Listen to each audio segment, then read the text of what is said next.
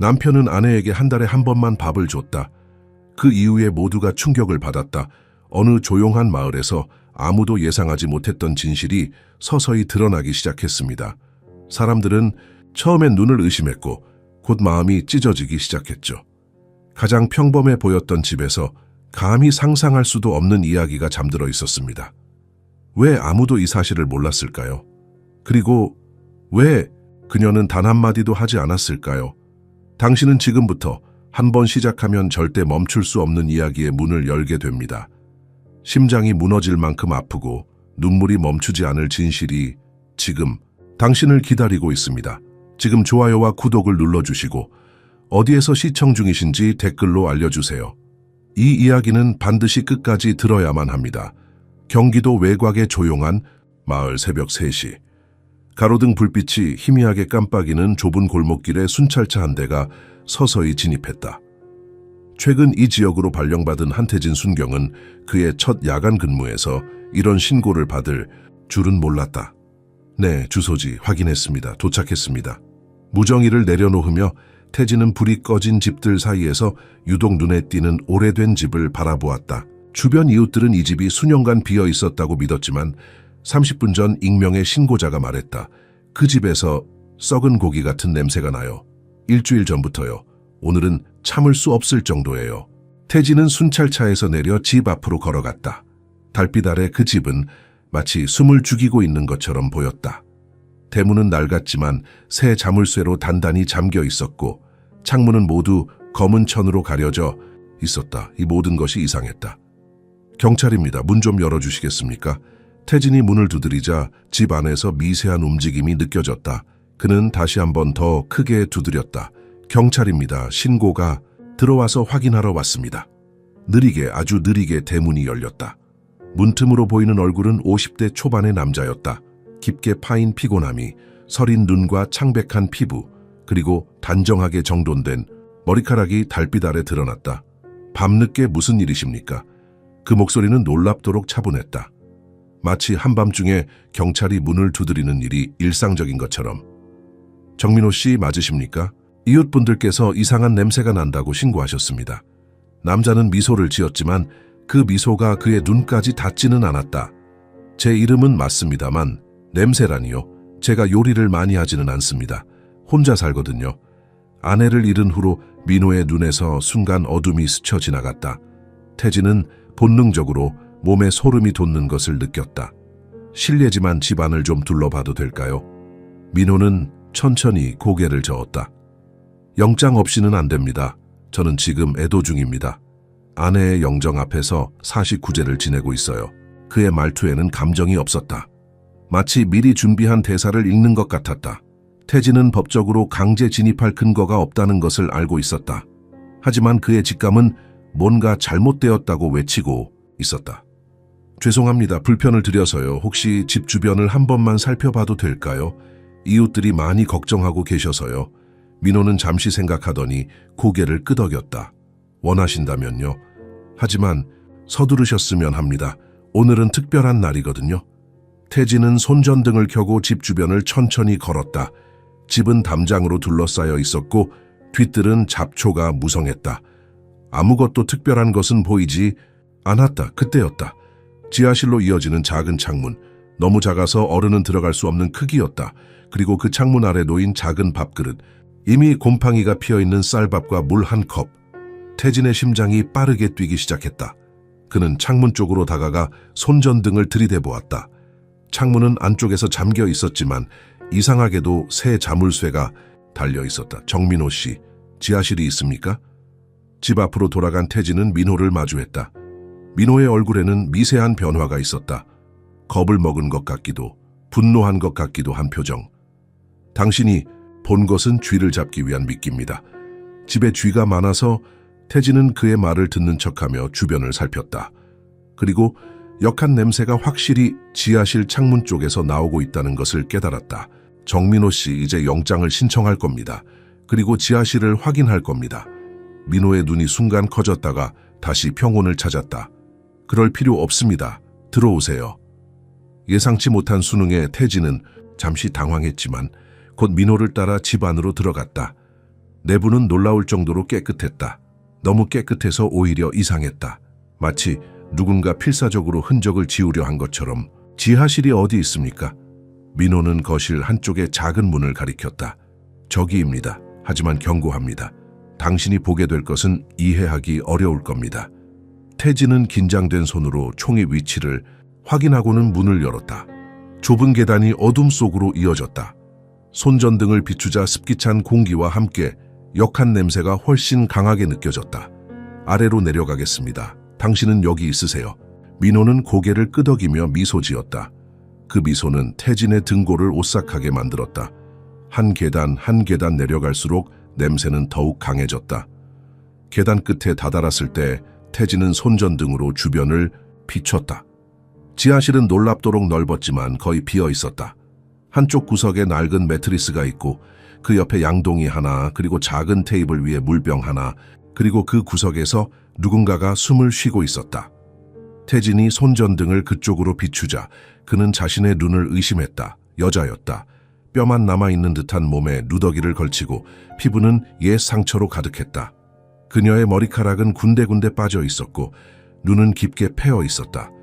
하지만 그 눈은 살아있었다. 여자는 태진을 보자 움직이지 않았다. 놀라지도 도움을 청하지도 않았다. 그저 기다리고 있었다. 마치 이 순간을 예견했던 것처럼. 이게 무슨... 태진이 충격에 휩싸여 말을 더듬는 순간 여자가 입을 열었다. 그 목소리는 거의 들리지 않을 정도로 작았지만 지하실의 정적 속에서 또렷하게 들렸다. 그가 약속했어요.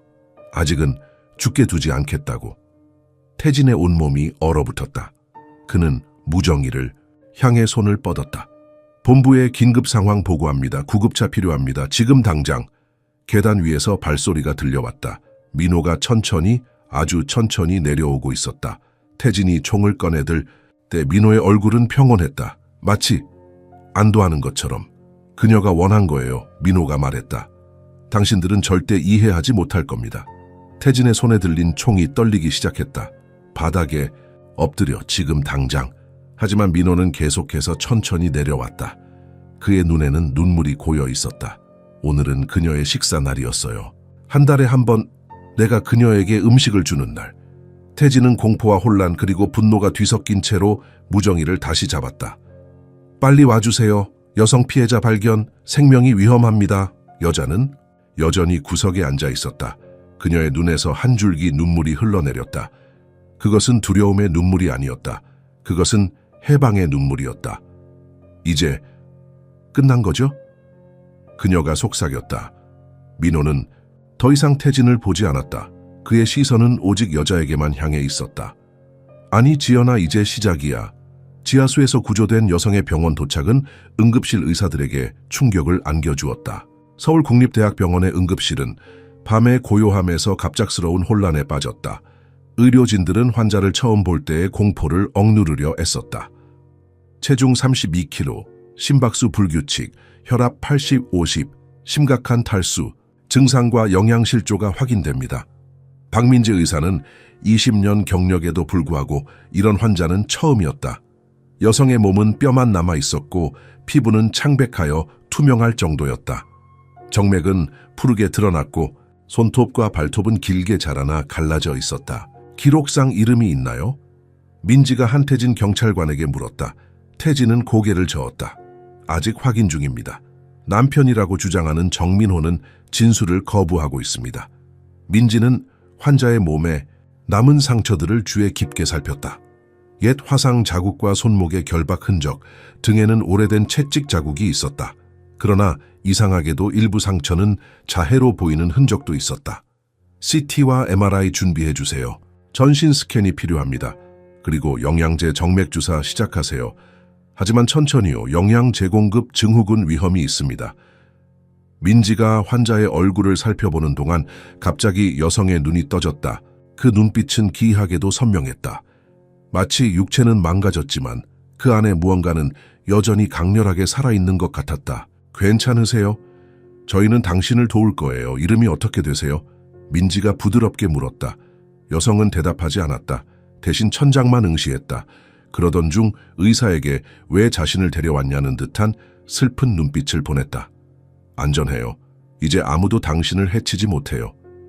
이 말에 여성의 눈에서 눈물이 흘러내렸다. 그녀의 입술이 미세하게 움직였다. 민지는 고개를 숙여들었다. 저는 안전하지 않아요. 그가 없으면.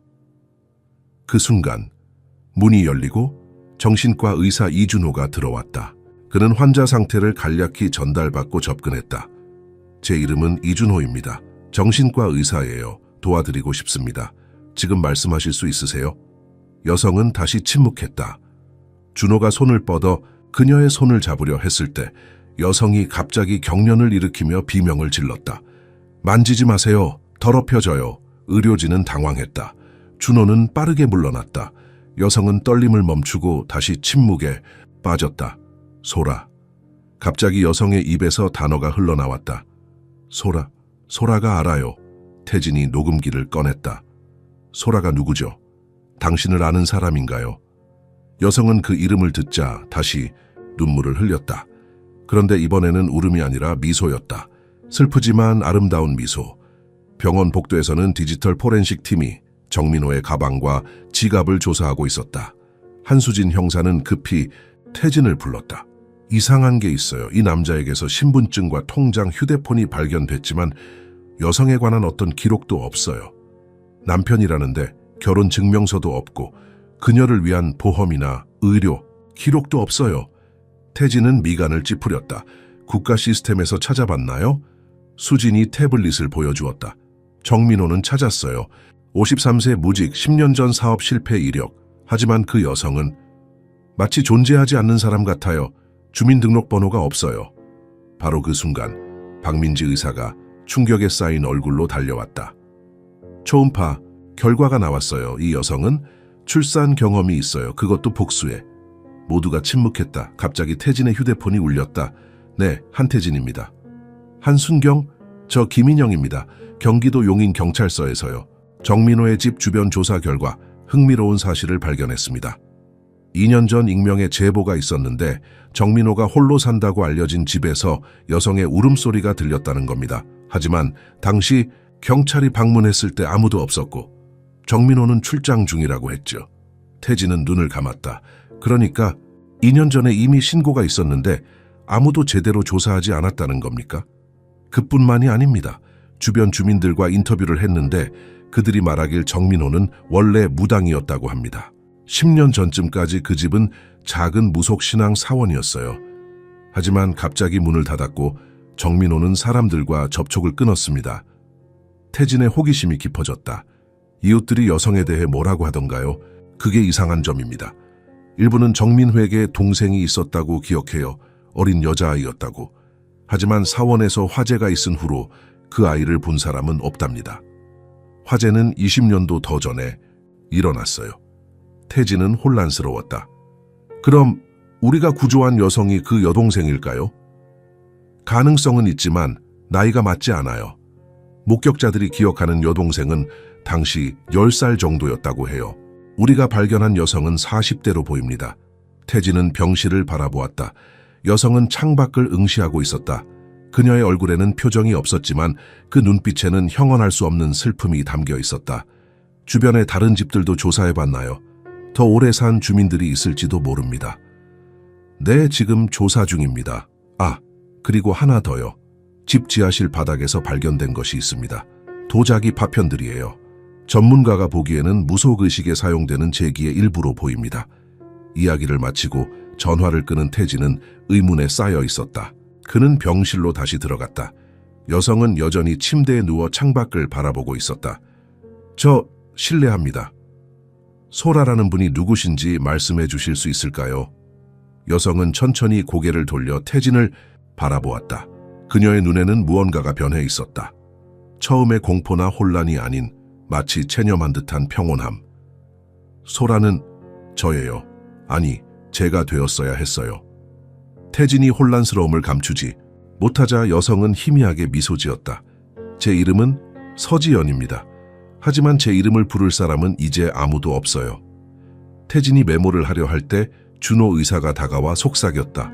외상 후 스트레스와 심각한 스톡홀름 증후군이 보입니다. 그녀의 말을 모두 사실로 받아들이지 마세요.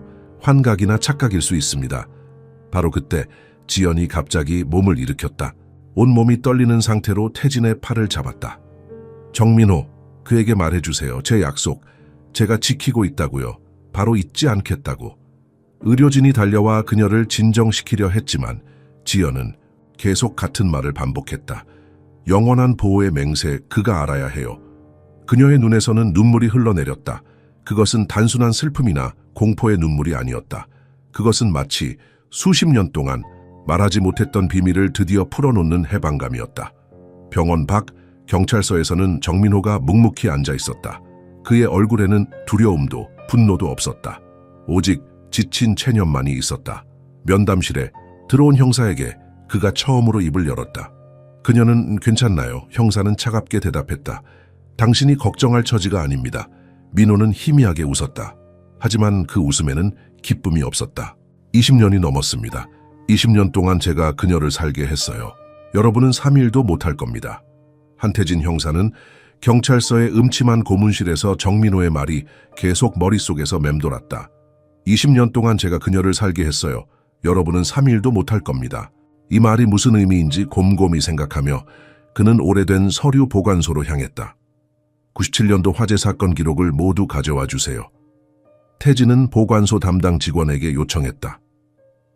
97년이요? 그거 디지털화되지. 아는 자료인데 시간이 좀 걸릴 겁니다. 태진은 고개를 끄덕였다. 기다리겠습니다. 2시간 후 태진 앞에는 먼지 쌓인 상자가 놓여 있었다. 그는 장갑을 끼고 조심스럽게 상자를 열었다.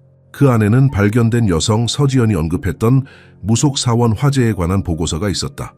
보고서에 따르면 1997년 9월 8일 경기도 외곽 한 마을의 작은 무속사원에서 화재가 발생했다. 사망자는 없었지만 한 소녀가 심각한 화상을 입었다는 기록이 있었다. 그리고 놀랍게도 화재 원인은 단순 사고가 아니라 방화로 추정된다는 메모가 있었다. 왜 이 사건이 제대로 조사되지 않았지?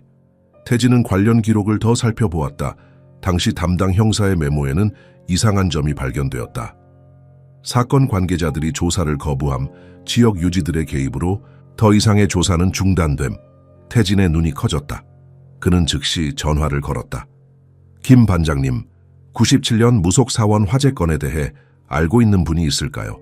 당시 담당 형사 혹시? 전화 너머로 김 반장의 목소리가 들려왔다. 오태석 형사, 그는 3년 전에 은퇴했어. 시골에서 살고 있다고 들었는데. 주소 좀 알 수 있을까요? 1시간 후 태진은 경기도 양평의 한 한적한 마을에 도착했다. 작은 전원주택 앞에서 차를 세우고 그는 마음을 가다듬었다. 정원에서 고추를 따고 있는 노인을 발견했다. 오태석 형사님이십니까? 노인은 천천히 고개를 들었다. 70대 초반의 얼굴에 깊은 주름이 패어 있었다. 경찰 배지군, 20년은 더 젊었을 때 봤던 것 같은데. 그가 쓴웃음을 지었다. 한태진입니다. 97년 무속사원 화재 사건에 대해 여쭈어보려고 왔습니다. 오태석의 표정이 굳었다. 들어오게.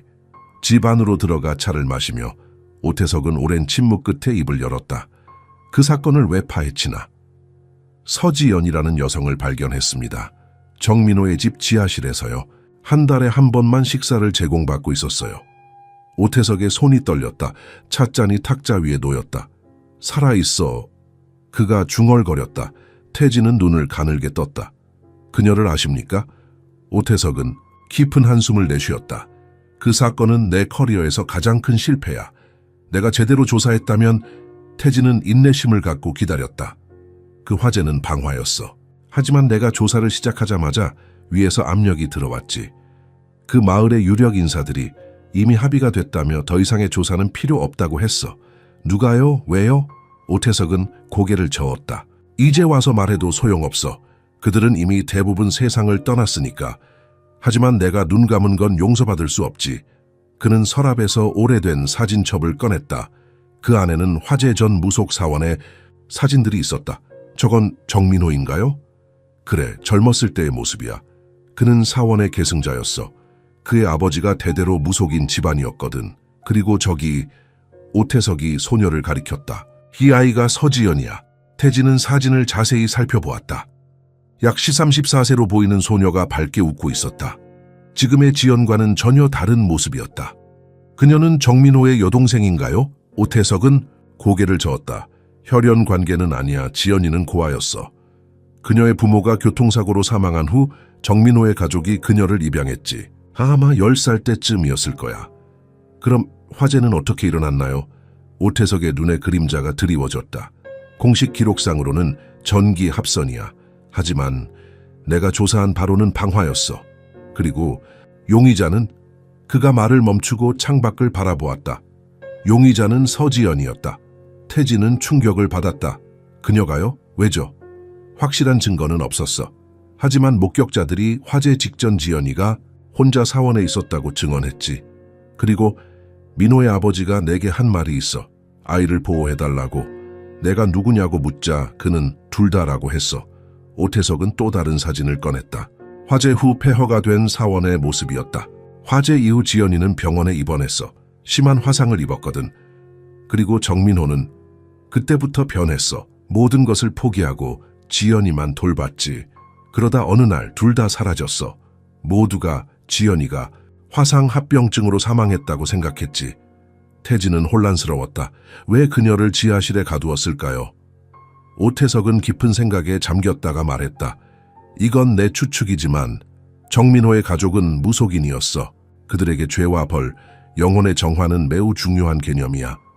만약 지연이가 정말 방화범이었고 그녀가 죄책감에 시달렸다면 태진은 오태석의 말을 이어받았다. 자신을 벌하기 위해 그런 삶을 선택했을 수도 있겠군요. 그래, 하지만 그건 추측일 뿐이야. 진실은 너와 정민호 그리고 지연이만이 알 수 있을 거야. 태진이 일어나려 할 때 오태석이 그의 팔을 잡았다. 하나 더 있어. 내가 마지막으로 그들을 본 것은 화재 2년 후였어. 시골 마을의 한 요양원에서 목격했지. 지연이는 여전히 회복 중이었고 정민호는 그녀 곁을 한시도 떠나지 않았어.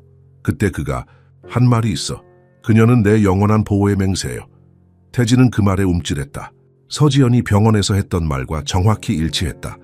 더 파헤치고 싶다면 그 마을에 아직 살고 있는 한 여성을 만나보게. 박영숙. 그녀는 화재 당시 그 마을의 초등학교 교사였어. 지연이를 잘 알고 있을 거야. 태진은 감사 인사를 전하고 떠났다. 그의 다음 목적지는 박영숙의 집이었다. 경기도의 또 다른 한적한 마을. 태진은 작은 슈퍼마켓 앞에 차를 세웠다. 가게 안에는 70대 중반의 여성이 카운터에 앉아 있었다. 박영숙 선생님이신가요? 여성은 안경 너머로 태진을 바라보았다. 네, 그런데요? 태진이 경찰 신분증을 보여주자 영숙은 한숨을 내쉬었다. 또 그 이야기군요. 네? 서지연과 정민호 이야기요. 20년이 넘었는데 아직도 그 비극을 파헤치나요? 태진은 영숙에게 최근 상황을 설명했다. 영숙의 얼굴이 창백해졌다. 살아있었다니 이럴 수가. 선생님, 지연이에 대해 아시는 것을 모두 말씀해 주세요. 영숙은 가게 문을 닫고 태진을 안쪽 방으로 안내했다. 그녀는 오래된 앨범을 꺼냈다. 이 아이가 지연이에요. 내 반 학생이었죠. 똑똑하고 밝은 아이였어요. 사진 속 소녀는 환하게 웃고 있었다. 그런데 중학교 들어가면서 변했어요. 갑자기 조용해지고 학교에도 자주 결석했죠. 알고 보니 양부모 집에서 문제가 있었어요. 태진이 고개를 끄덕였다. 학대였나요? 영숙은 눈물을 참으며 고개를 끄덕였다. 정민호의 가족이 지연이를 입양한 후 지연이는 처음엔 행복해 보였어요. 하지만 그 집에는 문제가 있었어요. 정민호의 아버지는 사람들 앞에선 존경받는 무속인이었지만 집에서는 달랐어요. 지연이를 학대했나요?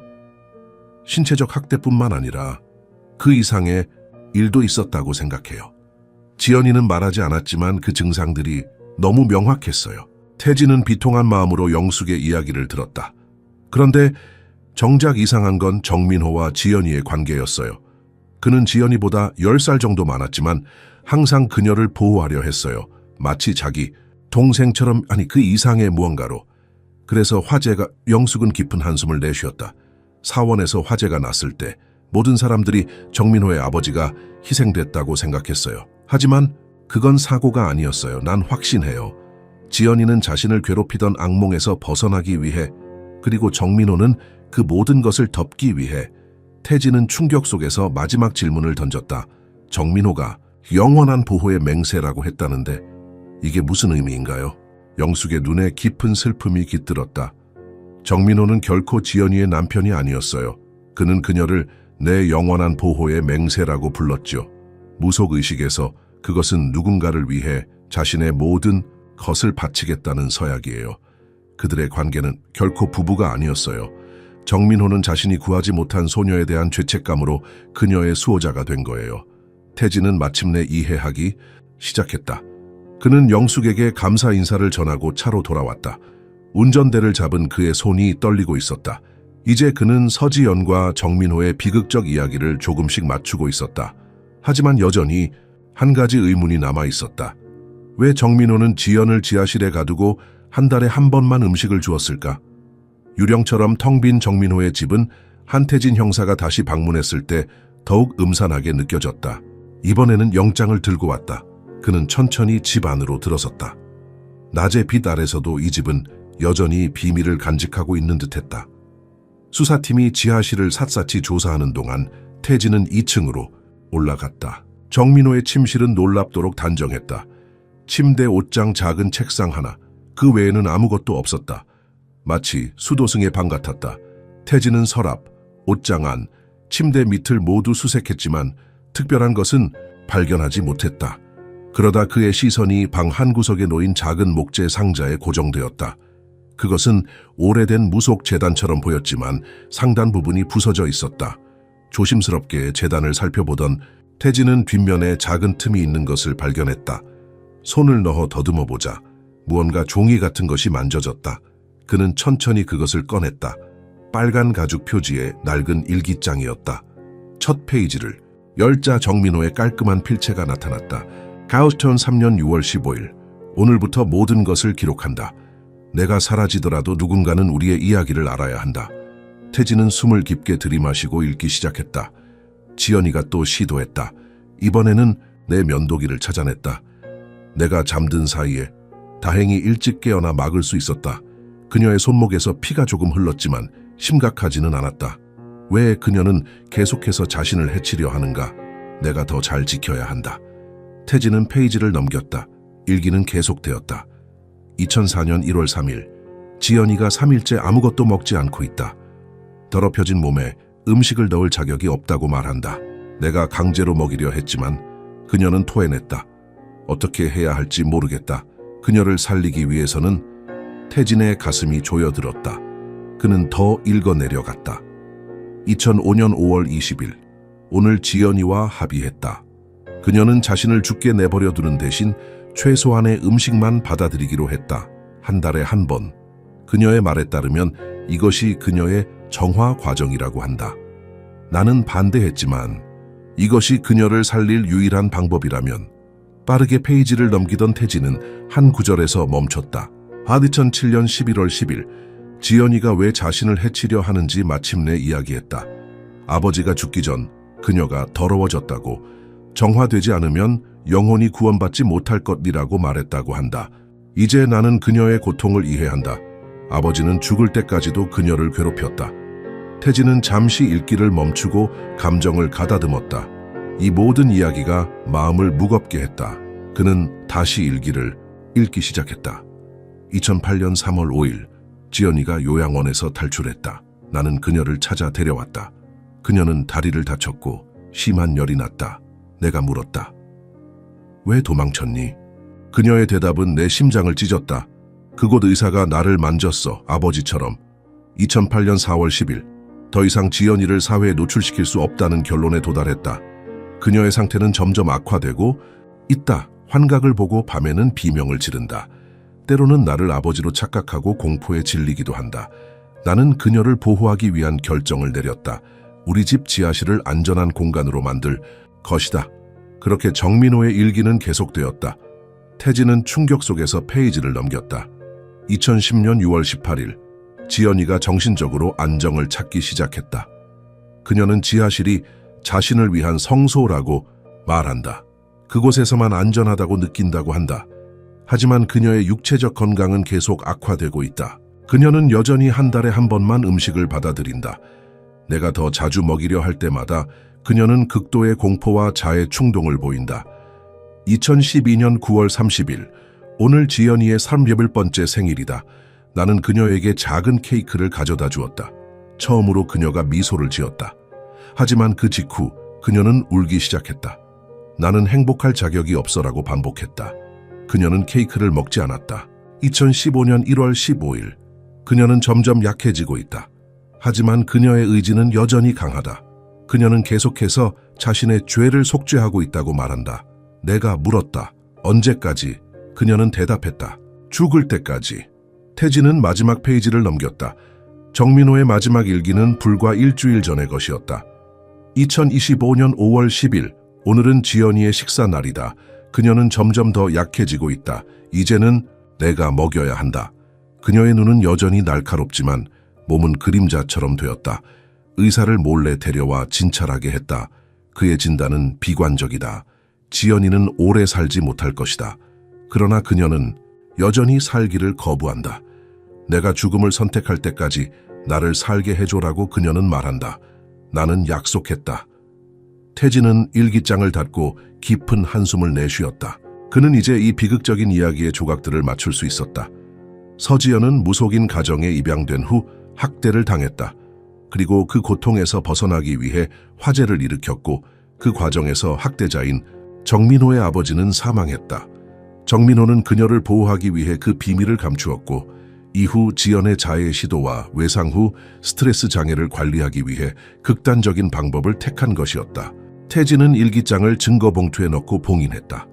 그는 이제 병원으로 돌아가 서지연과 다시 대화해야 했다.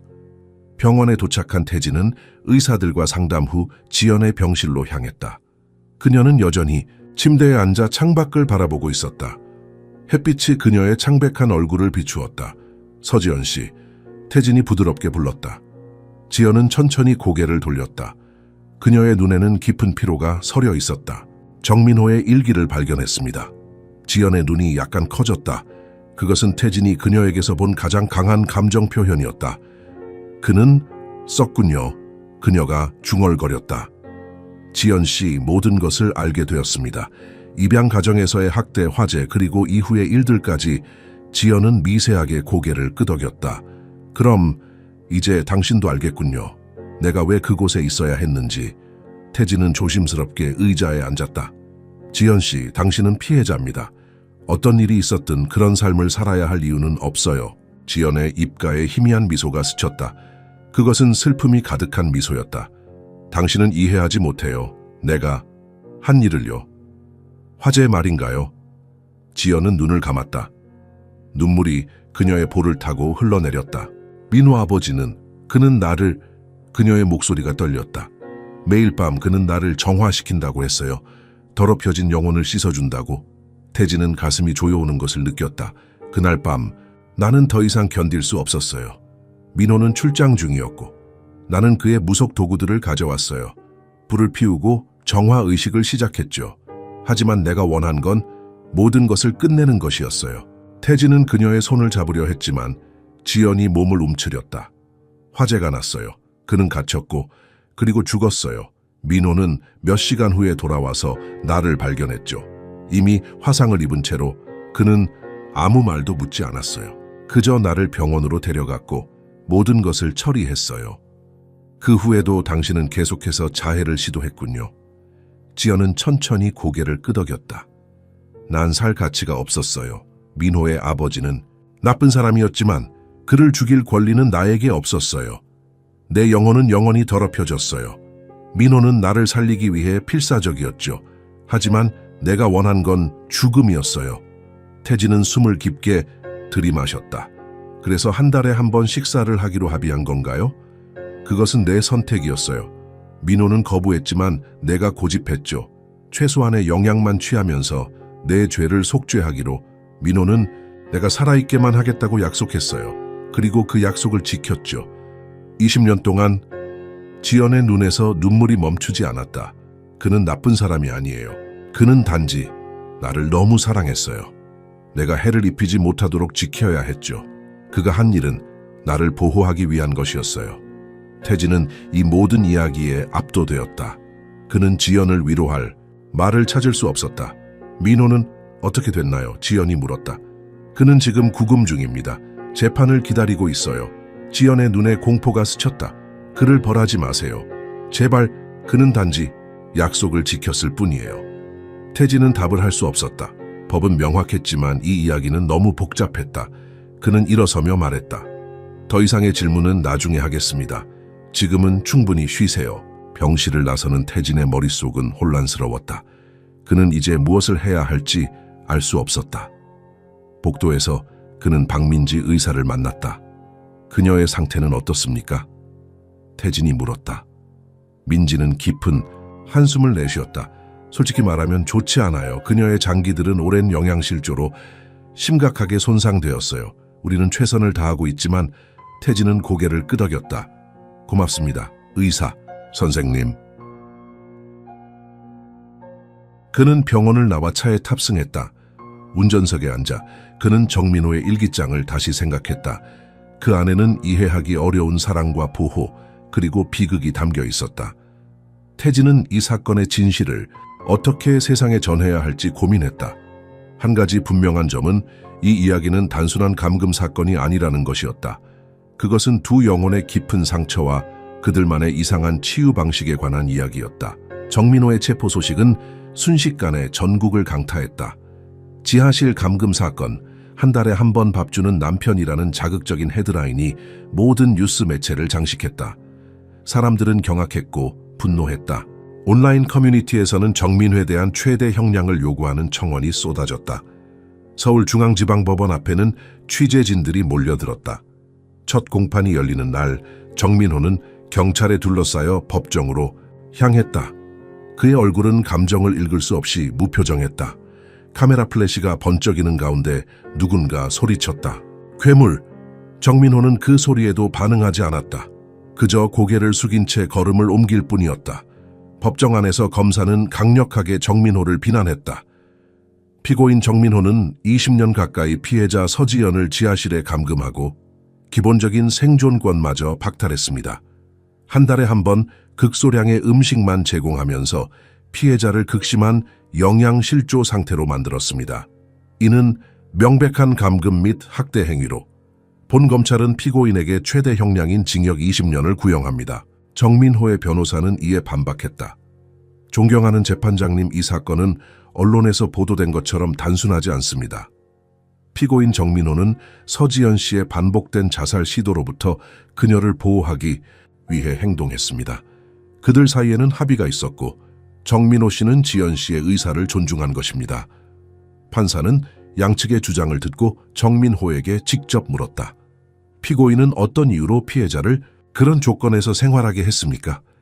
정민호는 천천히 일어섰다. 그의 목소리는 차분했지만 깊은 슬픔이 묻어났다. 지연이는 제가 아는 가장 순수한 영혼이었습니다.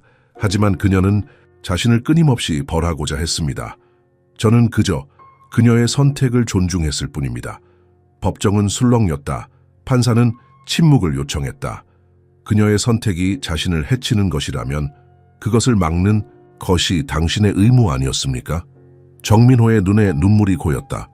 재판장님, 20년 동안 저는 매일 그녀를 설득하려 했습니다. 하지만 지연이는 단호했습니다. 그녀에게는 그것이 유일한 속죄의 방법이었습니다.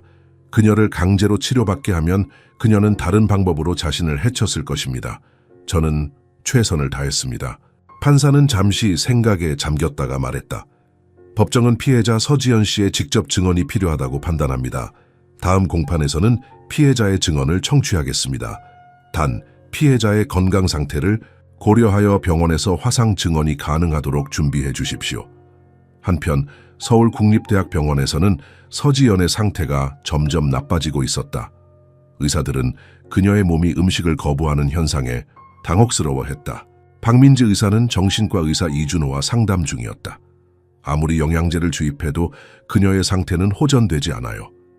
마치 그녀의 몸이 살기를 거부하는 것 같아요. 준호는 고개를 끄덕였다. 극심한 외상 후 스트레스 장애와 함께 신체형 장애가 나타나고 있어요. 그녀의 마음이 몸에 직접적인 영향을 미치고 있습니다. 그때 간호사가 급하게 들어왔다. 박 선생님, 서지연 씨가 정민호 씨를 만나고 싶다고 요청하셨어요. 재판 전에요. 민지와 준호는 놀란 눈빛을 교환했다. 법적으로 가능할까요? 민지가 물었다. 한태진 형사와 상의해봐야 할 것 같네요. 태진은 처음에 난색을 표했지만 지연의 건강 상태를 고려해 결국 동의했다. 그는 조건을 제시했다. 15분 이내로 제한하겠습니다. 그리고 면회 동안 저와 의료진이 함께 있어야 합니다. 다음 날 정민호는 중무장한 경찰의 호위를 받으며 병원에 도착했다. 그는 수갑을 찬 채로 지연의 병실로 안내되었다. 문이 열리자 그는 숨을 멈췄다. 지연은 병원 침대에 반쯤 일어나 앉아 있었다. 중환자실의 장비들이 그녀를 둘러싸고 있었다. 그녀는 정민호를 보자 희미하게 미소 지었다. 민호 오빠. 정민호의 눈에서 눈물이 흘러내렸다. 그는 천천히 지연의 침대 곁으로 다가갔다. 태진과 의료진은 긴장한 채 상황을 지켜보았다. 지연아, 많이 아프니? 지연은 고개를 저었다. 괜찮아요. 이제 편해요. 침묵이 흘렀다. 그들은 말없이 서로를 바라보았다. 마치 20년의 시간이 응축된 눈빛이었다. 지연이 먼저 입을 열었다. 오빠, 이번 달에도 내 식사 가져다 줄 거죠? 그 순간 병실의 모든 사람들이 얼어붙었다. 태진은 충격에 쌓인 채 두 사람을 바라보았다. 정민호는 떨리는 손으로 지연의 손을 잡으려 했지만 수갑 때문에 어려웠다. 그래, 약속했잖아. 네가 원할 때까지. 지연의 눈에서 눈물이 흘러내렸다. 그것은 고통의 눈물이 아니라 어떤 안도감의 표현이었다. 이 장면은 병실 밖에 있던 기자가 몰래 촬영해 온라인에 유출되었다. 영상은 순식간에 전국을 뒤흔들었다. 사람들의 반응은 양극화되었다. 저 여자는 세뇌당한 거야. 스톡홀름 증후군이 분명해. 아니야, 두 사람 사이에 무언가 우리가 모르는 진실이 있어. 그냥 미친 거지, 둘 다. 저렇게 감사해야 하는 눈빛이 정말 학대만 있었을까? 태진은 상황이 통제를 벗어나고 있음을 느꼈다. 그는 급히 언론 브리핑을 준비했다. 현재 이 사건에 대한 많은 추측과 의견이 있습니다.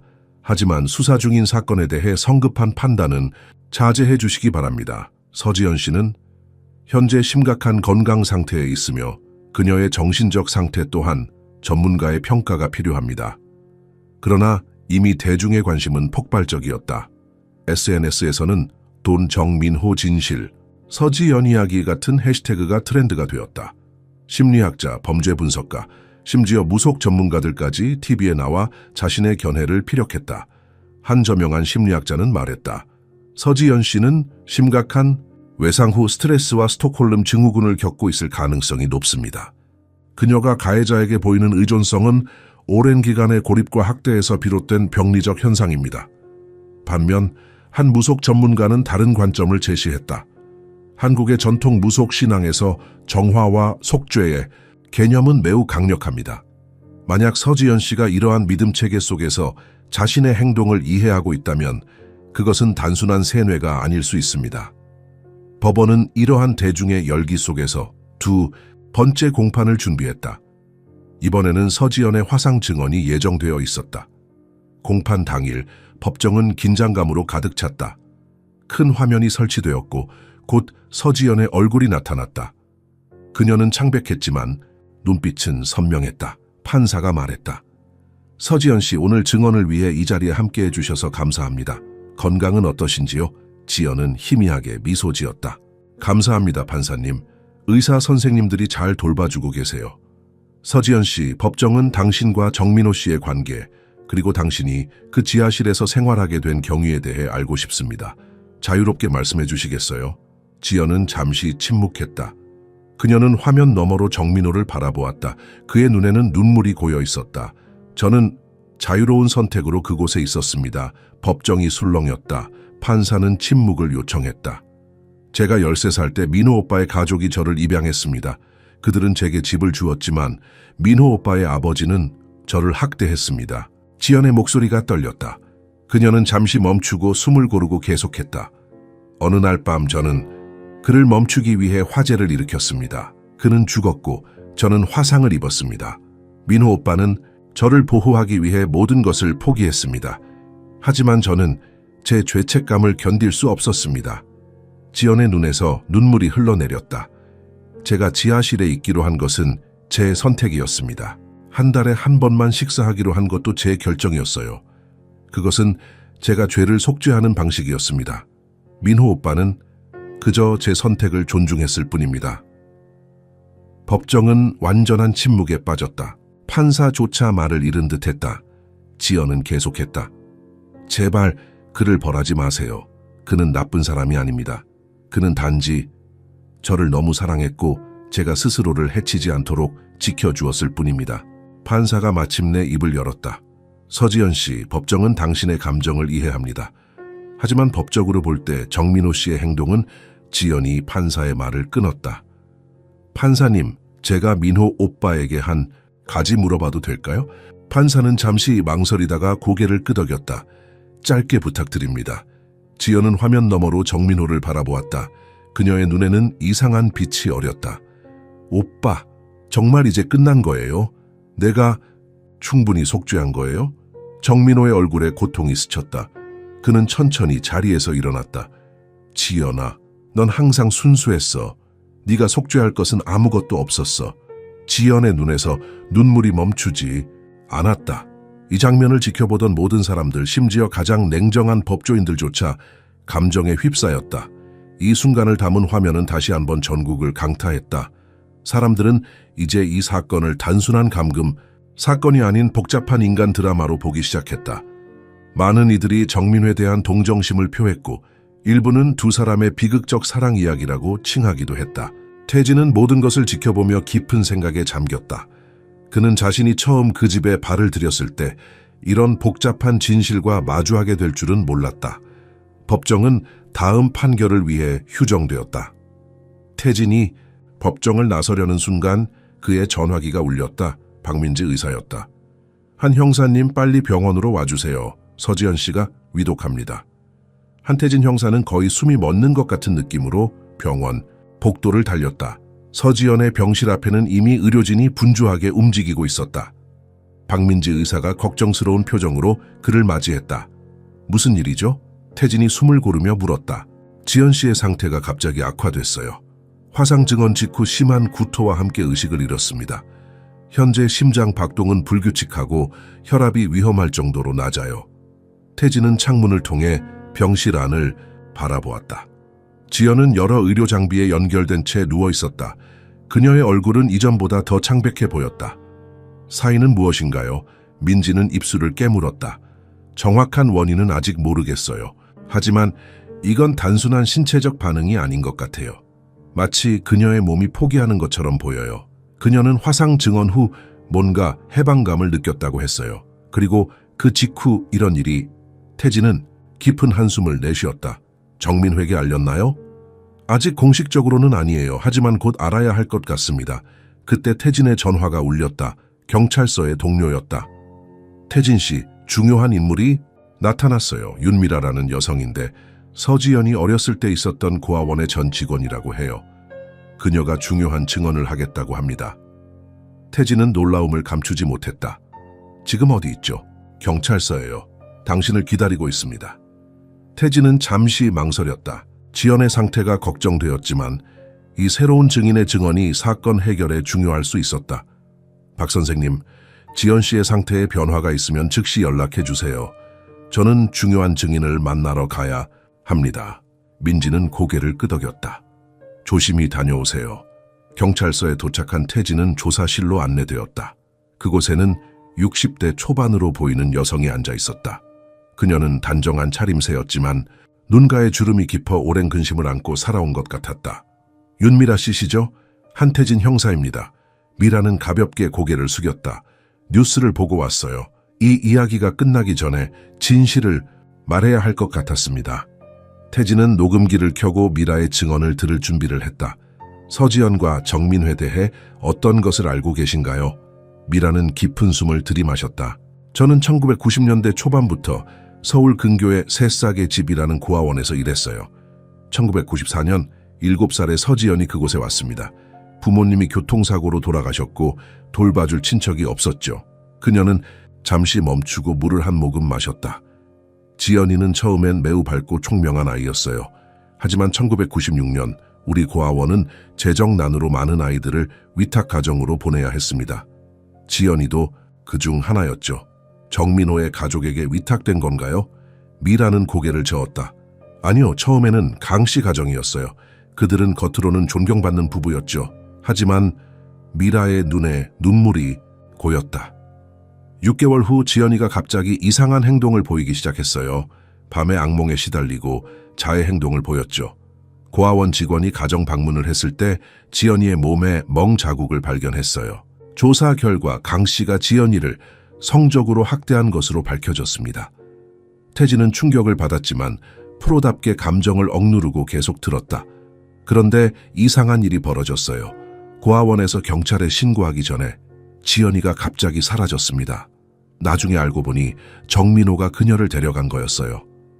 정민호는 어떻게 지연이를 알게 된 건가요? 정민호는 당시 지역 무속인의 아들로 때때로 고아원에 와서 봉사활동을 했어요. 그는 지연이와 특별한 유대감을 형성했죠. 마치 오빠와 여동생 같았어요. 지연이의 학대 사실을 알게 된 후 그는 법적 절차 없이 그녀를 데려갔습니다. 태진은 점점 흥미로워졌다. 그럼 정민호의 가족이 지연이를 입양한 것은 비공식적이었군요? 네, 완전히 불법이었죠. 하지만 당시 지연이를 보호하기 위한 결정이었어요. 강 씨는 지역에서 영향력 있는 인물이었고 경찰 수사가 제대로 이루어지지 않을 가능성이 컸거든요. 태진은 이제 이야기의 조각들이 맞춰지는 것을 느꼈다. 그 후에 무슨 일이 있었나요? 일단 미라는 슬픈 미소를 지었다. 지연이는 정민호의 가족과 함께 살았어요. 처음에는 회복하는 듯 했죠. 하지만 정민호의 아버지도 문제가 있었어요. 또 다른 학대가 있었군요. 네, 그는 겉으로는 존경받는 무속인이었지만 집에서는 완전히 달랐어요. 특히 술을 마시면 폭력적이 되었죠. 지연이는 또다시 피해자가 되었어요. 하지만 정민호는 항상 그녀를 보호하려 했습니다. 그는 자신의 아버지와 자주 충돌했고 때로는 자신이 아버지의 분노를 대신 받기도 했어요. 태진은 깊은 생각에 잠겼다. 그리고 결국 그 사원에서 화재가 일어났군요. 미라는 고개를 끄덕였다. 저는 직접 목격하지는 않았지만 나중에 정민호를 통해 들었어요. 지연이가 방화를 했고 그 과정에서 정민호의 아버지가 사망했다고요. 정민호는 모든 것을 감췄어요. 그는 지연이를 보호하기 위해 그 후에도 연락을 유지하셨나요? 가끔씩이요. 정민호는 지연이의 자해 시도와 싸우고 있었어요. 그녀는 심각한 외상 후 스트레스와 함께 깊은 죄책감에 시달렸죠.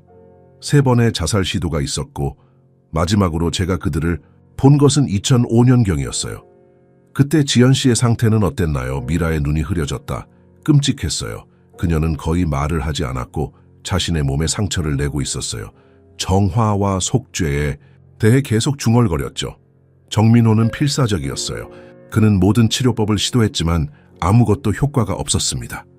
태진은 잠시 침묵했다. 그리고 마지막 질문을 던졌다. 미라 씨, 솔직히 말해주세요.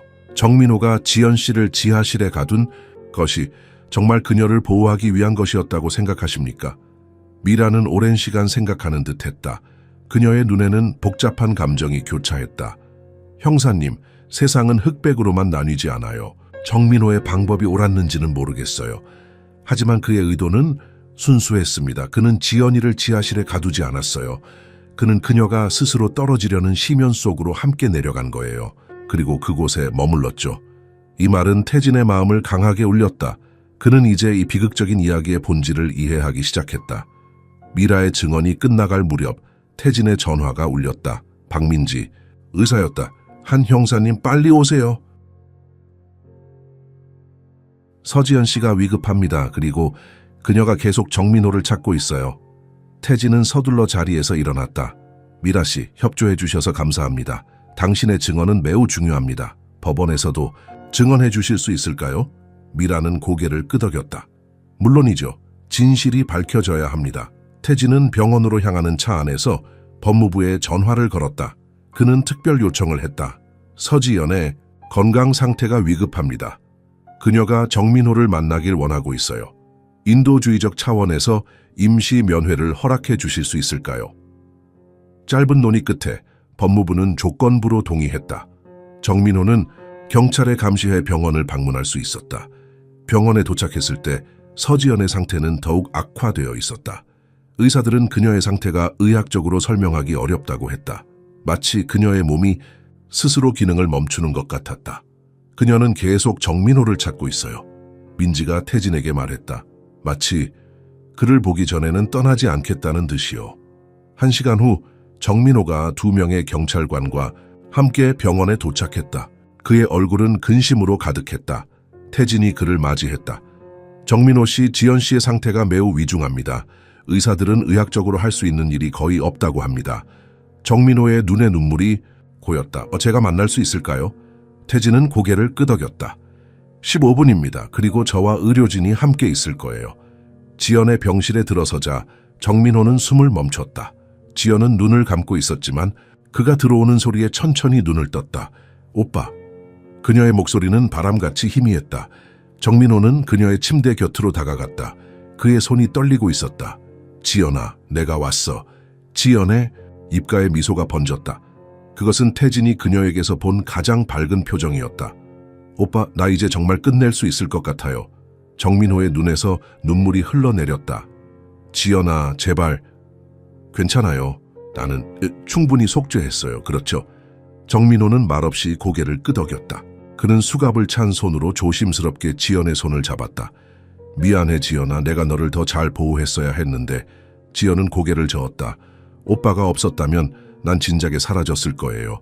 오빠는 내 유일한 빛이었어요. 태진과 의료진은 묵묵히 이 장면을 지켜보았다. 이것은 더 이상 범죄 수사가 아니었다. 이것은 두 영혼의 작별이었다. 지연이 마지막 힘을 모아 말했다. 오빠, 한 가지 부탁이 있어요. 뭐든지 말해. 내가 떠나면 오빠도 자유로워져요. 더 이상 나 때문에 고통받지 마세요. 약속해요? 정민호는 대답하지 못했다. 그의 어깨가 흐느낌으로 떨렸다. 태진은 이 순간의 무게를 느꼈다. 그는 자신이 시작한 수사가 이런 결말로 이어질 줄은 몰랐다. 이것은 단순한 감금 사건이 아니었다. 이것은 깊은 상처와 사랑, 그리고 구원에 관한 이야기였다. 지연의 몸이 갑자기 떨리기 시작했다. 의료 장비에서 경고음이 울렸다. 혈압이 급격히 떨어지고 있습니다. 간호사가 외쳤다. 의사들이 재빨리 움직였지만 지연은 정민호의 손을 놓지 않았다. 그녀의 눈에는 이상한 평온함이 깃들어 있었다. 고마워요, 오빠. 이제 정말 자유로워질 수 있을 것 같아요. 정민호는 눈물 속에서 마지막 말을 했다. 지연아, 넌 항상 순수했어. 넌 결코 더럽혀지지 않았어. 지연의 눈에서 마지막 눈물이 흘러내렸다. 그것은 고통의 눈물이 아니라 해방의 눈물이었다. 의료 장비의 경고음이 계속되는 가운데 태진은 이 비극적인 사랑의 이야기가 막을 내리는 것을 지켜보았다. 그는 이제 진실을 알았다. 그리고 그 진실은 그가 생각했던 것보다 훨씬 복잡하고 심오했다.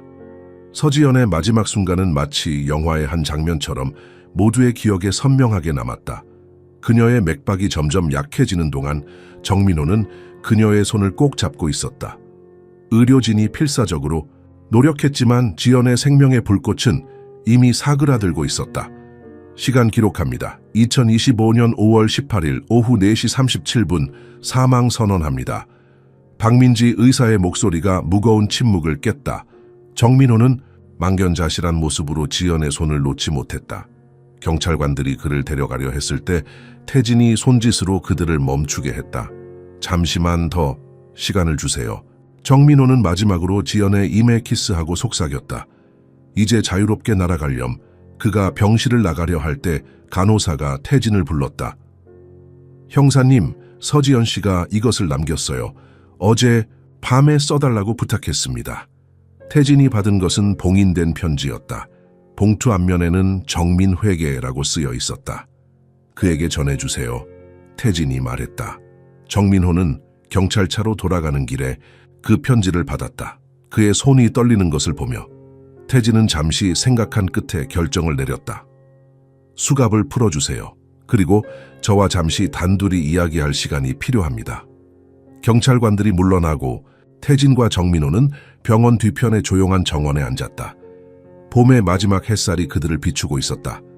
편지를 읽어보세요. 태진이 말했다. 정민호는 조심스럽게 봉투를 열었다. 그 안에는 지연의 섬세한 필체로 쓰인 편지가 있었다. 민호 오빠에게 내가 이 글을 쓰는 동안 창밖으로 보이는 하늘은 너무나 파랗고 아름답습니다. 내가 20년 동안 그토록 두려워했던 세상은 사실 이렇게 아름다웠던 거군요. 오빠가 내 고통의 약속을 지켜줘서 고마워요. 이제 내 영혼이 가벼워졌어요. 오빠도 이제 올라와도 돼요. 난 항상 알고 있었어요. 오빠가 나를 위해 얼마나 많은 것을 포기했는지, 오빠의 젊음, 꿈, 모든 것을 내가 스스로를 벌하는 동안 오빠도 함께 벌을 받고 있었다는 걸. 하지만 이제 끝났어요.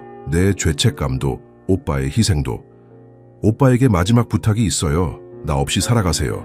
더 이상 지하실에 갇혀있지 말고 햇빛 아래로 나와 진짜 삶을 살아요. 그것이 내가 오빠에게 줄 수 있는 유일한 선물이에요.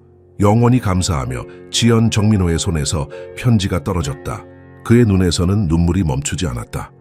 저는 어떻게 해야 할지 모르겠습니다. 그가 마침내 입을 열었다. 20년 동안 지연이를 위해 살았는데 이제 그녀 없이 어떻게 살아갈 수 있을까요? 태진은 깊은 한숨을 내쉬었다. 정민호 씨, 솔직히 말하면 저는 처음에 당신을 괴물로 생각했어요. 하지만 이제 이해합니다. 당신의 행동이 옳았다고 말할 수는 없지만 당신의 마음은 이해해요. 정민호는 고개를 들어 태진을 바라보았다. 재판은 어떻게 될까요? 윤미라 씨의 증언이 있었습니다. 그녀는 지연 씨가 어렸을 때부터 겪은 학대와 당신이 그녀를 보호하기 위해 했던 일들에 대해 증언했어요. 물론 법적으로는 여전히 감금죄가 성립합니다. 하지만 정상 참작의 여지는 충분히 있을 것 같습니다. 다음 날 서지연의 장례식이 조용히 치러졌다. 참석자는 많지 않았다. 태진, 박민지 의사, 윤미라, 그리고 특별 허가를 받은 정민호. 그는 수갑을 찬 채로 경찰의 호의를 받으며 참석했다. 장례식이 끝나고 정민호는 태진에게 부탁했다. 한 가지 부탁이 있습니다. 제 집에 가서 지하실 벽을 확인해 주세요. 지연이가 그린 그림이 있을 겁니다. 태진은 그 부탁을 들어주기로 했다. 장례식 다음 날 그는 다시 정민호의 집을 방문했다.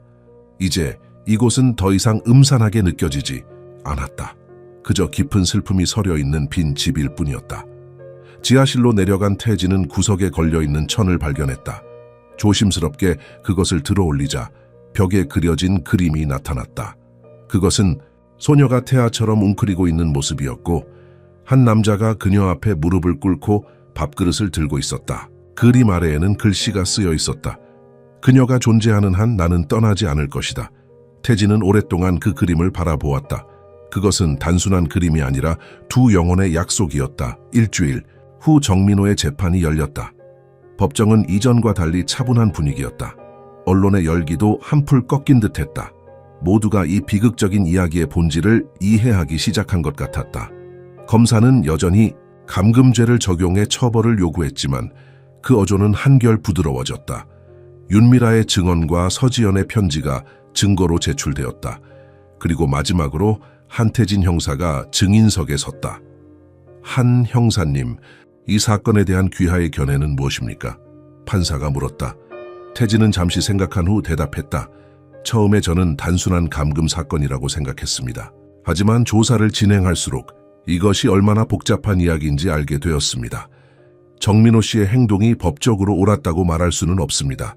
하지만 그의 의도는 순수했습니다. 그는 지연 씨를 보호하기 위해 그리고 그녀의 의지를 존중하기 위해 그런 선택을 했습니다. 법정은 조용했다. 태진은 계속했다. 저는 수사관으로서 객관적이어야 합니다. 하지만 인간으로서 이 사건은 저에게 깊은 생각을 하게 했습니다. 사랑이 때로는 우리가 이해하기 어려운 형태로 나타날 수 있다는 것을, 그리고 그것이 항상 아름답고 완벽할 필요는 없다는 것을요. 판사는 고개를 끄덕였다. 감사합니다, 한 형사님. 재판은 계속되었고 마침내 정민회에게 발언 기회가 주어졌다. 그는 천천히 일어나 깊은 숨을 들이마셨다. 제가 무죄라고 주장하지는 않겠습니다. 저는 지연이에게 고통을 주었습니다. 그녀를 완전히 구하지 못했고 그녀의 자해를 막기 위해 극단적인 방법을 선택했습니다. 하지만 그것은 그녀를 죽게 두는 것보다 나은 선택이었습니다. 저는 그녀가 살아있기를 원했습니다. 비록 제 곁에 없더라도. 법정은 완전한 침묵에 빠졌다. 정민호의 말은 단순한 변명이 아니라 깊은 고백이었다. 20년 동안 저는 지연이의 고통을 함께 나누었습니다. 그것이 제가 할 수 있는 유일한 일이었습니다. 이제 그녀는 자유롭게 떠났고 저도 그녀의 마지막 부탁대로 살아가려 합니다. 어떤 벌이 내려지든 저는 받아들일 준비가 되어 있습니다. 판사는 심사숙고한 끝에 판결을 내렸다. 정민호는 감금죄로 유죄 판결을 받았지만 특수한 상황을 고려해 징역 5년에 집행유예 3년이 선고되었다. 그는 실질적으로 석방되었지만 심리치료와 사회봉사활동을 의무적으로 수행해야 했다. 판결이 내려진 후 태진은 법원 밖에서 정민호를 만났다. 그는 여전히 혼란스러워 보였다. 이제 어떻게 할 계획인가요? 태진이 물었다. 정민호는 하늘을 바라보았다. 모르겠습니다. 20년 만에 처음으로 자유롭게 되었네요. 하지만 동시에 너무 공허합니다. 태진은 주머니에서 작은 카드를 꺼냈다. 이건 심리상담센터 연락처입니다. 제가 아는 좋은 상담사가 있어요. 당신도 치유가 필요합니다. 정민호는 카드를 받아들였다. 형사님, 감사합니다. 당신이 아니었다면 지연이는 아무도 모르게 죽었을 거예요. 그리고 저도 영원히 그 지하실에 갇혀 있었겠죠. 태진은 미소를 지었다. 사건은 끝났지만 당신의 이야기는 계속됩니다. 지연 씨의 부탁을 잊지 마세요.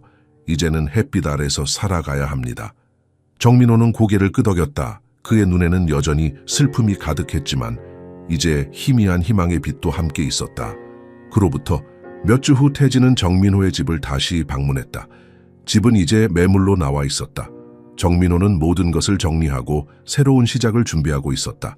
태진은 지하실로 내려갔다. 그곳은 이제 깨끗이 정돈되어 있었다. 벽에 그려진 그림만이 여전히 남아 있었다. 그 아래에는 작은 제단이 마련되어 있었고 지연의 사진과 함께 작은 꽃 한 송이가 놓여 있었다. 태진은 잠시 그 앞에 서서 묵념했다. 그리고 다시 위층으로 올라가려 할 때 바닥에 떨어진 종이 한 장을 발견했다. 그것은 지연이 마지막으로 쓴 또 다른 메모였다. 때로는 사랑이 외치지 않아요. 그것은 침묵해요. 그리고 피를 흘려요. 태진은 그 메모를 주머니에 넣고 집을 나섰다. 밖은 이제 완전한 봄이었다. 꽃들이 만발하고 새들이 지저귀었다. 그는 문득 자신이 시작한 수사가 어떤 결말로 이어졌는지 생각했다. 이것은 단순한 범죄 사건이 아니었다. 이것은 깊은 상처, 구원에 대한 갈망, 그리고 그 모든 것을 초월하는 사랑에 관한 이야기였다. 태진은 이 사건을 통해 인간 심리의 복잡성과 사랑의 다양한 형태에 대해 깊이 이해하게 되었다. 그는 차에 올라 출발하기 전 마지막으로 집을 바라보았다. 이제 이 집은 그저 평범한 건물일 뿐이었다. 그 안에 숨겨져 있던 비극적 사랑의 이야기는 이제 끝났다. 하지만 그 이야기는 태진의 마음속에, 그리고 이 사건을 알게 된 모든 사람들의 마음속에 오랫동안 남을 것이다. 그는 시동을 걸고 천천히 거리를 빠져나갔다. 라디오에서는 조용한 음악이 흘러나왔다. 태진은 문득 깨달았다. 서지연의 죽음은 단지 비극의 끝이 아니었다. 그것은 두 영혼을 모두 자유롭게 한 구원이었다. 서지연의 죽음 이후 3개월이 지났다. 여름의 더위가 한국 전역을 덮친 8월의 어느 오후, 한태진 형사는 자신의 책상 앞에 앉아 서류를 정리하고 있었다. 그의 앞에는 이제 종결이라는 붉은 스탬프가 찍힌 서지연 사건 파일이 놓여 있었다. 태진 씨, 요즘은 일이 좀 잠잠하네요. 태진의 상사인 초의 반장이 커피 한 잔을 들고 다가왔다. 네, 그래도 평화로운 게 좋습니다. 태진이 미소로 답했다. 서지연 사건 이후로 많이 생각했을 텐데 괜찮아? 태진은 잠시 생각에 잠겼다. 사실 아직도 가끔 꿈에서 그녀를 봐요. 그녀의 눈빛이 쉽게 잊히지 않네요. 최 반장은 이해한다는 듯 고개를 끄덕였다. 가끔은 그런 사건이 있지. 우리 마음속에 영원히 남는 사건들 말이야. 대화를 마치고 퇴근 준비를 하던 태진의 책상 위 전화기가 울렸다. 네, 한태진입니다. 형사님 정민호라고 합니다. 기억하시나요? 태진은 놀라움을 감추지 못했다. 3개월 동안 정민호에 대한 소식은 들리지 않았다. 네, 물론 기억합니다. 어떻게 지내세요? 지난주에 집이 팔렸습니다. 새 소유주가 이사하기 전에 혹시 마지막으로 한번 방문해 보실 수 있을까요? 제가 드리고 싶은 것이 있습니다. 태진은 잠시 망설였지만 결국 동의했다. 내일 오전에 가보겠습니다. 다음 날 아침 태진은 정민호의 옛집 앞에 도착했다. 집은 이제 새로운 삶을 기다리는 듯했다. 정민호는 현관에서 그를 기다리고 있었다. 3개월 전에 정민호와는 다른 모습이었다. 그는 이제 더 건강해 보였고 표정도 한결 편안해 보였다. 그의 옷은 단정했고 머리도 깔끔하게 정돈되어 있었다. 와주셔서 감사합니다, 형사님. 정민호가 인사했다. 태진은 고개를 끄덕였다. 어떻게 지내셨나요? 조금씩 나아지고 있습니다. 상담을 받고 있고 지역 사회봉사도 시작했어요. 특히 학대받은 아이들을 위한 쉼터에서 일하고 있습니다.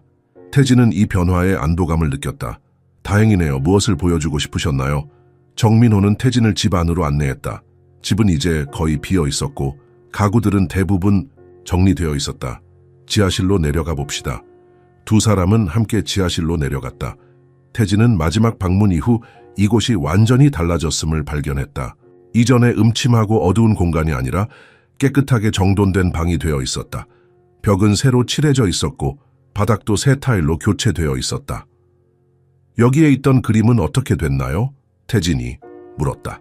정민호는 미소를 지었다. 아직 남아있어요. 이쪽으로 오세요. 그는 태진을 방 한쪽 구석으로 안내했다. 그곳에는 천으로 가려진 부분이 있었다. 정민호는 천천히 그 천을 들어 올렸다. 벽에는 여전히 그 그림이 남아있었다. 소녀가 웅크리고 앉아있고 남자가 그녀 앞에 무릎을 꿇고 밥그릇을 들고 있는 모습. 하지만 이제 그림 주변으로 새로운 그림들이 더해져 있었다. 꽃, 나비, 푸른 하늘, 마치 소녀가 이제 밝은 세상 속에 있는 것처럼. 제가 그렸습니다. 지연이가 떠난 후에 정민호의 목소리가 떨렸다. 태진은 말없이 그림을 응시했다. 그것은 단순한 그림이 아니라 정민호의 치유 과정이었다. 이걸 보여드리고 싶었어요. 그리고 이것도요. 정민호는 작은 나무 상자를 태진에게 건넸다.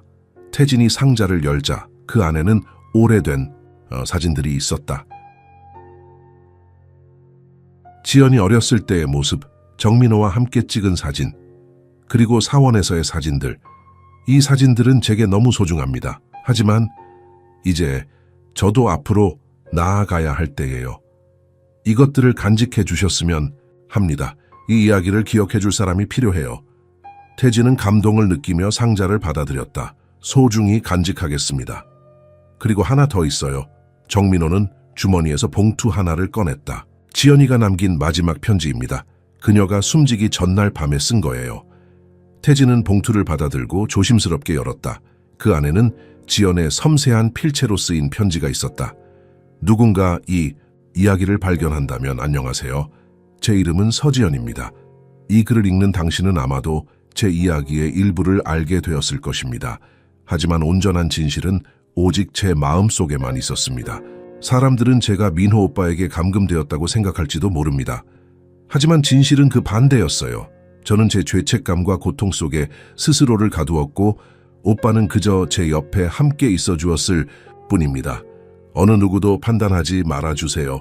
우리의 선택이 옳았는지는 말할 수 없지만 그것은 우리가 살아남기 위한 유일한 방법이었습니다.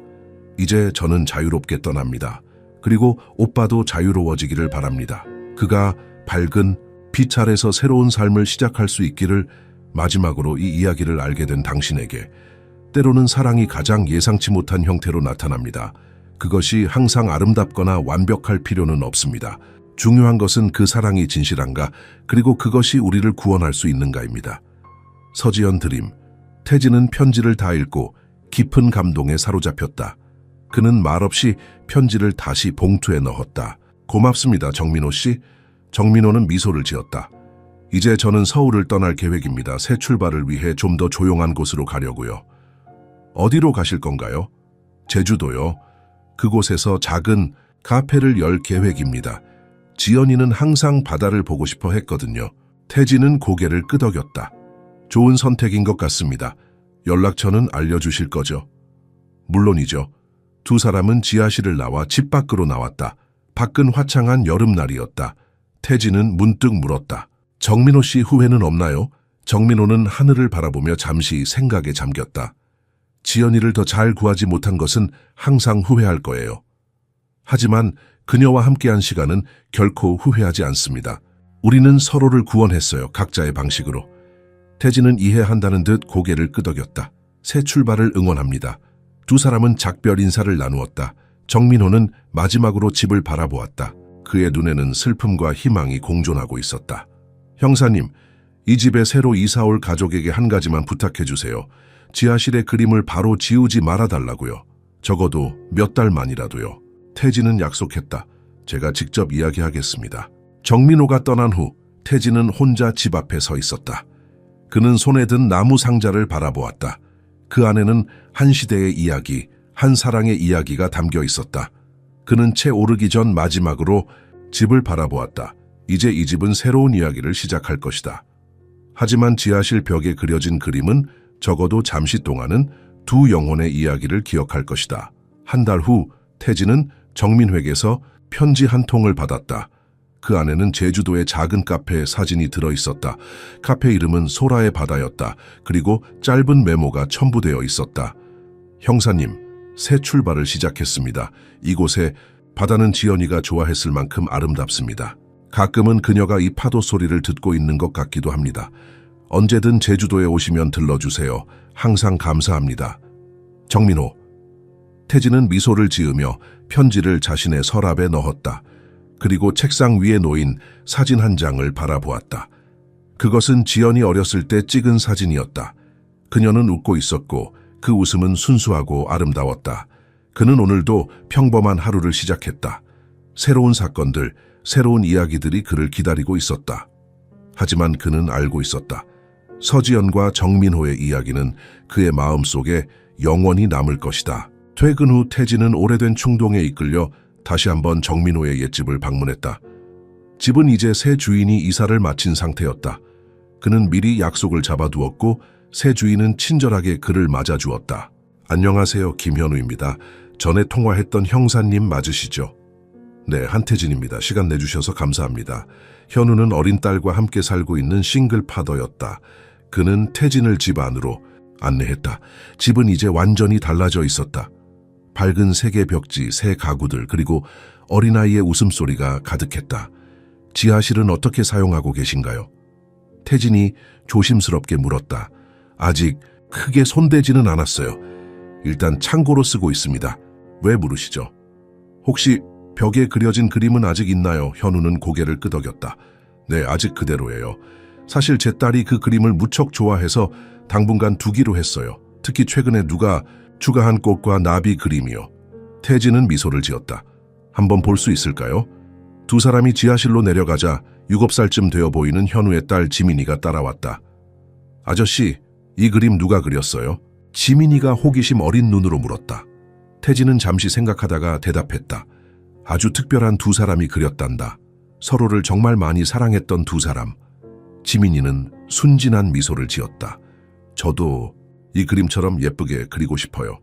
현우는 딸의 머리를 쓰다듬었다. 지민이가 이 방을 자기 놀이방으로 쓰고 싶어 해요. 괜찮을까요? 태진은 깊은 감동을 느꼈다. 더할 나위 없이 좋을 것 같네요. 지하실을 나오며 태진은 마지막으로 그 그림을 바라보았다. 이제 이 공간은 새로운 웃음과 행복으로 채워질 것이다. 어쩌면 이것이 서지연과 정민호가 바랐던 결말일지도 모른다. 그는 집을 나서며 고요히 생각했다. 인생은 계속된다. 슬픔은 기쁨으로, 어둠은 빛으로, 고통은 치유로 변해간다.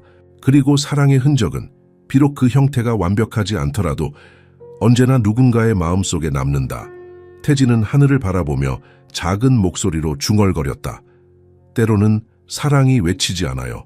그것은 침묵해요. 그리고 피를 흘려요. 그리고 그는 미소를 지으며 걸음을 옮겼다. 오늘도 세상은 계속되고 새로운 이야기가 시작되고 있었다. 만약 당신이 민호였다면 어떻게 했을까요? 사랑하는 사람이 자신을 파괴하려 한다면 그녀를 자유롭게 놓아주는 것이 진정한 사랑일까요? 아니면 끝까지 곁을 지키는 것이 진짜 사랑일까요? 이야기의 끝은 우리가 생각했던 정의와 진실이 얼마나 복잡할 수 있는지를 보여줍니다. 가끔 우리는 누군가의 상처를 판단하기에 너무 서두르고 침묵 속에서 외치는 진심을 듣지 못하곤 합니다. 이 이야기를 통해 당신은 어떤 선택을 했을지, 그리고 지금 누군가의 고통을 외면하고 있진 않은지 한번 돌아보게 되길 바랍니다. 이 영상이 당신의 마음에 닿았다면 구독과 좋아요, 그리고 공유를 통해 더 많은 사람들과 이 감정을 나눠주세요. 그리고 댓글로 당신이 이 영상을 어디에서 보고 계신지도 꼭 알려주세요. 여러분의 공감은 다음 이야기를 만드는 큰 힘이 됩니다.